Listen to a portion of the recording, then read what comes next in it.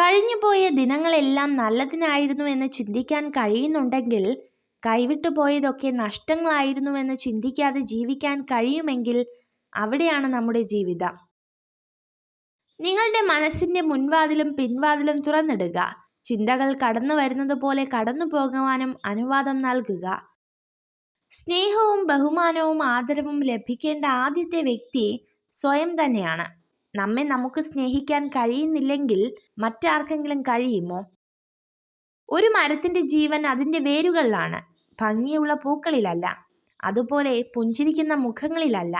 നന്മയുള്ള മനസ്സുകളെയാണ് തിരിച്ചറിയേണ്ടതും കൂടെ നിർത്തേണ്ടതും. ലോകത്തെ ഏറ്റവും വലിയ ദുരന്തം എന്താണെന്നറിയാമോ? ഒറ്റയ്ക്കായ ഒരാൾക്ക് കൂട്ടു നൽകി വീണ്ടും അയാളെ ഒറ്റയ്ക്കാക്കി പോകുന്നതാണ്. എന്നും നമ്മൾ ഒറ്റയ്ക്ക് തന്നെയാണെന്ന് വിചാരിച്ചു ജീവിക്കണം. അതാകുമ്പോൾ നമ്മളെ ആര് വിട്ടുപോയാലും വലിയ വേദനകളില്ലാതെ ജീവിക്കാം. ഒരാളോട് 7 അല്ല 70 പ്രാവശ്യവും ക്ഷമിക്കാം. പക്ഷെ വിശ്വാസം അത് ഒരിക്കൽ മാത്രം. തകർന്നു പോകുന്നുണ്ട്, പക്ഷെ തളരില്ല. ഈ ഇരുട്ടിനു പിന്നിൽ ഒരു വെളിച്ചമുണ്ടെന്ന പ്രതീക്ഷയാണ് മുന്നോട്ടുള്ള യാത്രയ്ക്ക് ധൈര്യം തരുന്നത്. ജീവിതത്തിൽ സന്തോഷത്തോടെ ജീവിക്കാൻ 1000 ബന്ധങ്ങൾ ആവശ്യമില്ല.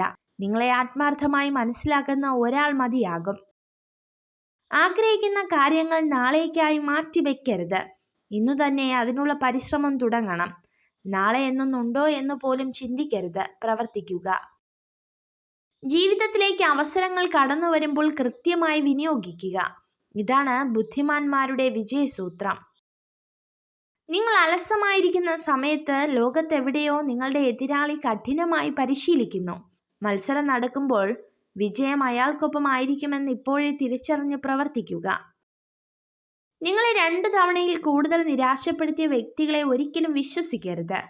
ഒന്നാമത്തെ തവണ അതൊരു മുന്നറിയിപ്പായിരുന്നു.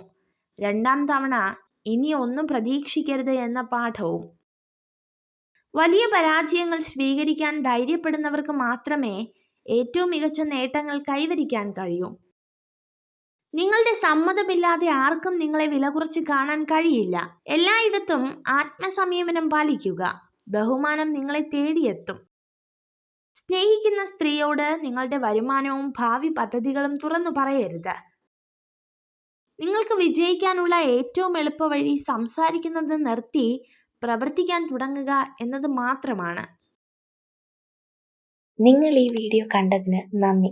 ഇതുപോലുള്ള കൂടുതൽ വീഡിയോകൾക്കായി ചാനൽ സബ്സ്ക്രൈബ് ചെയ്യൂ.